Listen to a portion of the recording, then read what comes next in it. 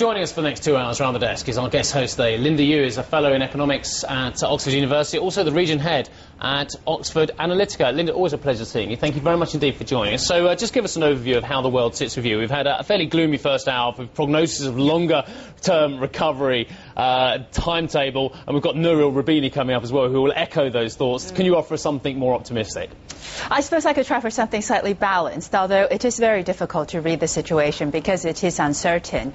The World Bank downgrade, I think, reflects the fact that we are still seeing severe real economy effects from this crisis. So something like corporate bankruptcies is expected to be at its highest level in 3 decades in the United States. That just shows how much bite the credit crunch has. And even before its downward revision, the World Bank expected the world to grow at 2% next year. Now, once you take into account population growth, the world has to grow at least at 3% for there to be an increase in real income. So this actually means 2 years of a global recession, as I say, reflecting not just uncertainty on the financial side, but really the fact the real economy effects of squeezing households, of deleveraging firms, and of course public finances are all putting, I think, a lot of downward pressure on growth. Are we going to be bumping along with mixed stats like we're seeing now, or is it going to be a downturn in the economic data? Are we going to see much worse data before things get better?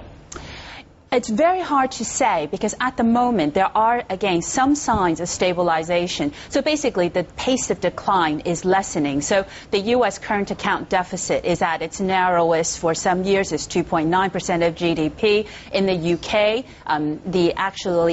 indicators like industrial production have been up since April. And in looking in the Eurozone, the pace of industrial contraction has slowed. So what you're getting possibly is a bottoming out. Now, how quickly you rise up from that, or if you continue to bottom out and to waver, will, I think, very much depend, again, on the financial system and on how robust these fiscal stimulus measures are and getting some real domestic demand out there going again. You've come back to the financial system twice in your answers. We will explore that more over the next 2 hours. Linda, very nice to see you today.